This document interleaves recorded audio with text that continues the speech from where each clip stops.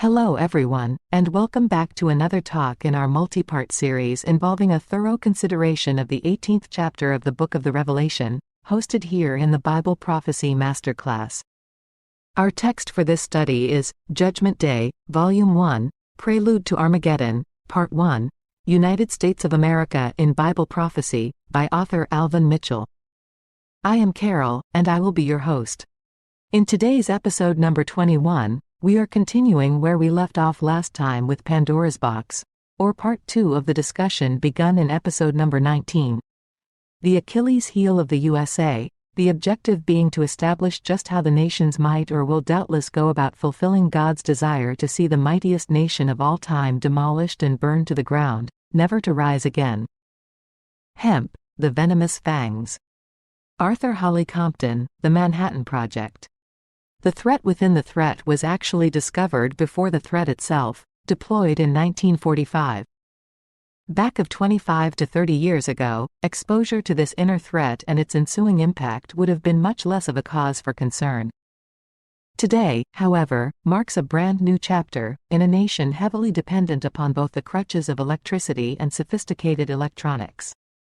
This other half, if not the better half, of the nuclear threat officially established in 1945, is called Compton Effect, or Compton scattering.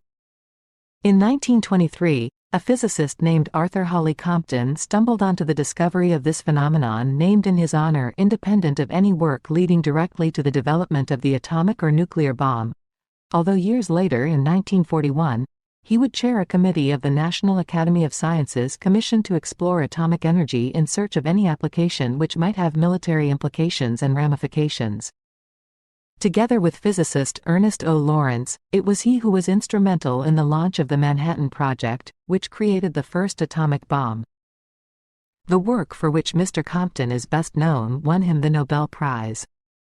This work centered on the strange reaction achieved when bombarding atoms, having low atomic numbers and weights, with streams of photons from high-energy electromagnetism in the range of X-rays and gamma rays.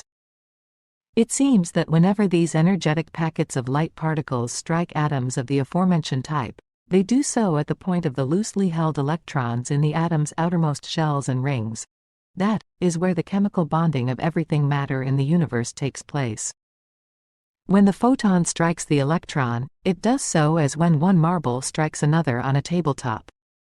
During this contact, an energy transfer takes place so that the photon gives up some of its energy. Hereby, the tiny electron becomes saturated with energy more than it can handle so that it cannot remain in its orbit or supercharged. The excessive excitement and a recoil throws the electron out of its orbit, driving it away from the atom at a speed near that of the light with which it was struck. This phenomenon is the driving force behind that which will in all likelihood spell the doom of Babylon, the great god's justifiable pseudonym of choice for the United States of America. Electromagnetic pulse, EMP. While it was neither observed nor understood with the dropping of the first two atomic bombs on the Japanese in 1945, Compton scattering, or recoil, is an inevitable occurrence that accompanies any nuclear explosion. This was first confirmed accidentally in 1958 and in 1962, during high-altitude hydrogen bomb explosions over the Pacific Ocean. There were 10 total. All were the so-called exo-atmospheric tests, in that the blasts occurred in outer space, outside the Earth's atmosphere. Ignited by American nuclear weapons designers, each detonation of these bombs created a flood of gamma radiation, which upon entering and striking the oxygen and nitrogen atoms in the atmosphere, caused a momentary ionization, chemical breakdown, of these atoms. In this way, their bonding electrons were sent flying in floods toward the Earth and through it, on a roughly 8,000-mile journey to its underside, where they were repelled by the Earth's magnetic field, and thrown back up into the upper atmosphere's magnetic field where they vibrated furiously before returning to their respective atoms. Termed an electromagnetic pulse, EMP, an intense electric field is generated by the movement of these electrons, which prevails in and throughout a whole process that can last from 1/1,000,000th of a second for the initial and most damaging pulse, to 1 second, sometimes slightly longer, for secondary effects that cause further damage. The impact produced is like, but far stronger, faster and briefer than a flash of lightning. One might be inclined to think, therefore, that an occurrence as brief as that would be relatively inconsequential, and for the vast majority of the undeveloped or underdeveloped world, one would be right. Little or nothing significant would change in these nations in the wake of an EMP blast. For a has-been superpower like the old Soviet Union, which also conducted similar high-altitude tests during those early years of nuclear testing, drawing the same conclusions, but also following up by hardening of its electrical infrastructure, little would be noticed. However, on the other hand, in a highly developed, industrialized economy such as these United States, where electricity and electronics play so vital a role in virtually every aspect of everyday life, to the point it can well be said that they form the backbone of our society, the ringtone of this story signals ominous days upon the horizon ahead, from which there is ultimately no escape. The Achilles heel of our society is thus well established and exposed for any adversary to both see and to exploit, at his leisure, according to some authorities. Fishbowl and Starfish Prime. As stated earlier, nothing significant was observed beyond the expected when Fat Man and Little Boy were dumped upon the imperialist Japanese during the waning moments of World War II. However, during the high-altitude tests conducted over the Pacific between 1958 and 1962, codename Fishbowl, strange phenomena began to take shape almost 1,000 miles from ground zero. Nothing in terms of why was understood until 10 years later, in 1972. In Hawaii, 800 miles from a nuclear burst nicknamed Starfish Prime, the following became a matter of public record. All over the state, massive disruptions in electrical services, in the form of 300 street lights blown, according to Wikipedia, radio stations shut down, radios and television sets failed, power lines fused together, circuit breakers tripped, burglar alarms set off, the telecommunications relay system damaged, while maritime radio navigation was shut down for 18 hours all the way to Australia. In short, anything electrical, connected to a power source or anything metal that could act like an antenna, and everything turned on at the time of the blast, suffered some form of damage from what was considered relatively weak EMP. There were no electronics to contend with in those days. The Russians also conducted high-altitude tests during the year 1962 in which they saw the following. Overhead and buried underground cables damaged, as far as roughly 373 miles away from the center of the explosion, burned out surge arresters, fuses blown, power supply failures of various types. In 1963, the Atmospheric Test Ban Treaty, signed by the US and Russia, put a stop to high-altitude nuclear explosions. It's a wolf, it's a wolf. The swan song of Chicken Little. Once the deadly consequences of a nuclear explosion were recognized as having reached far beyond the detonation, the ensuing fireball and the fallout, certain criers stood up to sing. It's a wolf, it's a wolf. They sang with all their heart, in all sincerity on the one hand, and, on the other, the sky is falling, the sky is falling, all, as it were, to a lethargic audience that might just as well have been dead, or dying, as, seeing nothing, hearing less. Nobody responded. As late as October 7, 1999, nobody of any substance in America was taking the potential of EMP seriously. Subsequently, while the Russians are said to have hardened most, if not all of their electrical and electronic infrastructure in view of a possible EMP attack in recognition of that potential and the cost if left unchecked, the US, on the other hand, is said to have done relatively little, nothing, to be exact, in the civilian and commercial sector, and whatever the military claims to have done to shield against EMP is said by some to be seriously compromised and therefore flawed. COTS, the danger. In the past, significant advances in the consumer industry tended to follow new developments in military-related technology.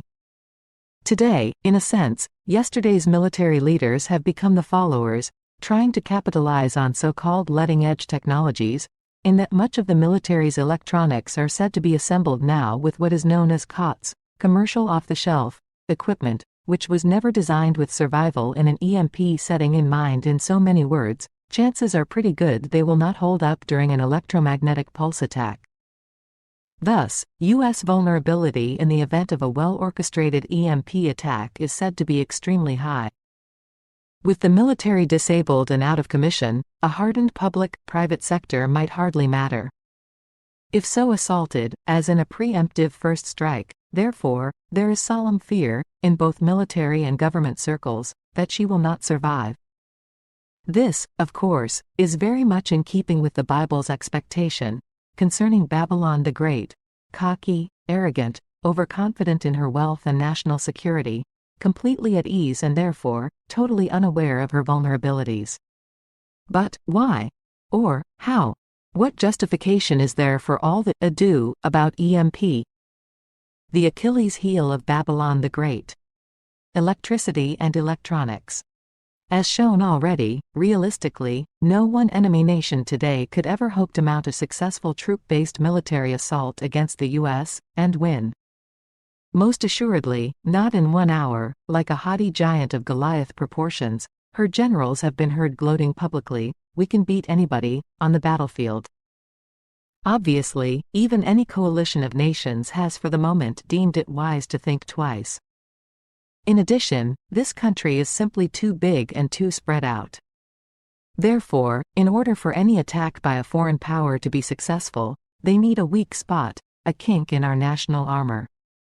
That weakness, according to the DoD and others, is provided by America's heavy dependence and reliance upon electricity and electronics, a dependency unmatched by any other country. This is the Achilles heel of the United States of America, arrogantly left exposed by years of apathy and neglect on the part of those who thought it could never happen, in spite of repeated warnings. It's a wolf, it's a wolf. The sky is falling. The sky is falling.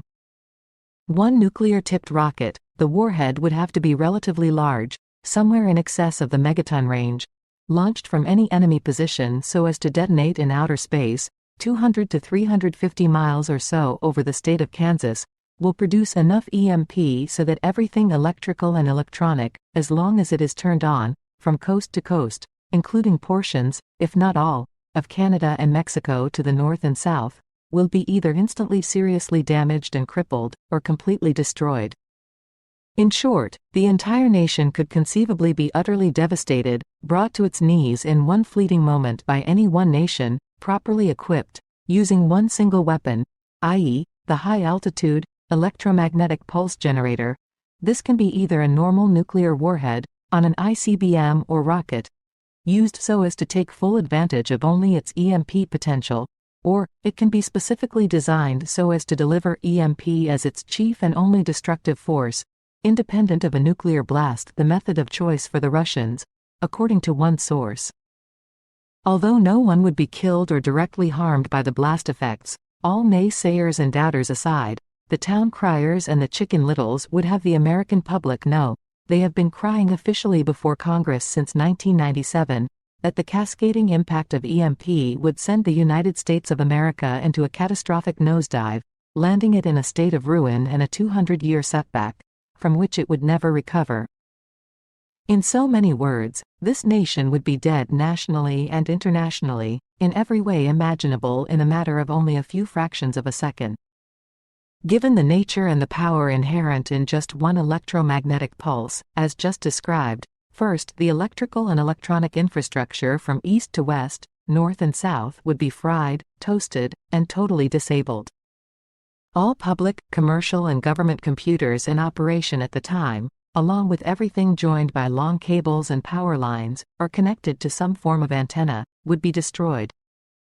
All communication systems would be, or could be disabled, although the phone companies are said to have claimed that they can survive EMP. Financial institutions would be shut down. The ability to conduct foreign trade would be irreparably damaged. Public services would cease, as all aspects of the transportation industry would grind to a standstill. No cars, trucks, buses, trains would run. No airplanes would fly, as the nation's fuel supply line would be permanently disrupted. Not at all inconceivably, airplanes might start to fall out of the skies, as their sensitive electronics are destroyed. Food and water supplies and other items vital to our survival would eventually run out, as mass starvation would set in along with rampant epidemics and diseases due to poor sanitation, killing multitudes. All this would happen over time, if the EMP were the only threat. Conceivably, even if the military could weather the storm of a hemp attack, as it claims it can, the armed forces could still perish in the end for want of a way to replenish supplies and equipment, all aspects of industry being dead, and due to its inability to fund and mass deploy troops and machinery, the fuel industry also being shut down. As intimated before, there are varying opinions as to how much of an impact EMP would have on the homeland, should one ever occur. Armed with at least a basic knowledge of electromagnetic pulse, and with some understanding of the 1958-62 high-altitude tests conducted both by the US and the then USSR, and the negative and damaging, far-reaching effects observed by each, it does not take an intellectual genius to see or hear the wisdom in the voices of that chicken little crowd. Additionally, that wisdom is exacerbated not only by recent developments in so-called Third World, rogue, nations like North Korea and Iran, but by the Russians during the Kosovo crisis. North Korea is a nation which, being officially still at war with the US and South Korea, cannot feed its people, having ceded most to starvation, yet is said to have had the capacity to deliver a nuke to US doorsteps as early as 1999. It might now have had hemp since 2015. The North even announced, as of late in 2008, that it now has enriched, weapons-grade uranium. Iran hosts the lofty ambition of knocking out the US with one EMP. The Russo-Sino threat. In May of 1999, while NATO bombed what was then Yugoslavia, the Russian Duma is said to have threatened the US with a paralysis brought on by an EMP laydown, should its policies with regard to Kosovo continue as they were at that time. This per Vladimir Lukin, former Soviet ambassador to the US. Chinese open-source writings are also said to have spoken of that country's intent to employ EMP as a primary weapon, should they encounter a conflict involving their bid for Taiwan. As of August 20, 2004, they were known to be actively pursuing development of EMP. Furthermore, it was feared at that time that, by 2005, they would have 30 ICBMs that can reach the US, and 60 by the end of the decade. Whatever their lackluster performance in the wake of these threats, US officials on the other hand do not appear to have taken the intimidation voiced by the Russians or the Chinese lightly. They each have now the capability to make good on any threat to deliver a debilitating hemp strike against the United States, thereby bringing it to its knees well within 1 hour. In so doing, of course, either, or, if not both acting in concert, would throw the world into a state of turmoil which would see the Russo-Arab EU invasion of Israel followed by a Jewish period of global dominance, preceding the launch of the apocalyptic period, known as the Great Tribulation. As there would be no one willing or able to withstand the risk of trying to stop so overwhelming a force. Moreover, it appears to be common knowledge that the Russian war machine is now primarily strategic in nature, and EMP-oriented. Thus, it is fully anticipated by U.S. leaders and military war planners that should there ever be any escalation in tensions, any serious lapse or breakdown in relations, leading to the outbreak of a nuclear exchange between the States and Russia, a preemptive first strike by the Red Army would by policy mandate a hemp laydown, doubtless because it will be the quickest, most efficient and cost-effective route to an end that could otherwise be protracted and costly, detrimental to them, given their current, insurmountable, multifaceted crisis. See the discussion of Russia in Judgment Day, Volume 2, Prelude to Armageddon, Part 2, Israel Catapulted to Global Superpower, also by this author. Thanks to its many nuclear warheads, which currently cannot be matched, although many should have been destroyed by now, Magog no longer has to rely on a costly, time-consuming tactical deployment of troops and equipment to wage and win a war that could drag on for years. It can now lounge in its own backyard and, at the push of a button, deliver death, unimaginable destruction and create carnage untold within minutes on any nation's doorstep, defeating any enemy, anywhere on planet Earth, including Babylon the Great, all without ever leaving home. And that is a very real threat that none is taking lightly, as Russia proceeds with its ill-fated invasion of Ukraine. As of October 16, 2022, wagging its finger over its nuclear option, should foreign powers and allies become more physically involved in Ukraine's efforts to repulse its advances. Operation Able Archer, Raindrops from Hell. The Bible indicates that, not only will mighty Babylon the Great collapse in under 1 hour, she will also be burned to a crisp, with fire. This, no doubt, is meant to imply that an all-out, more direct nuclear attack might immediately follow any debilitating nuclear hemp strike. She will not be left to linger long in her suffering, so determined is God's design against her, so passionate his heartfelt longing and desire for her complete desolation.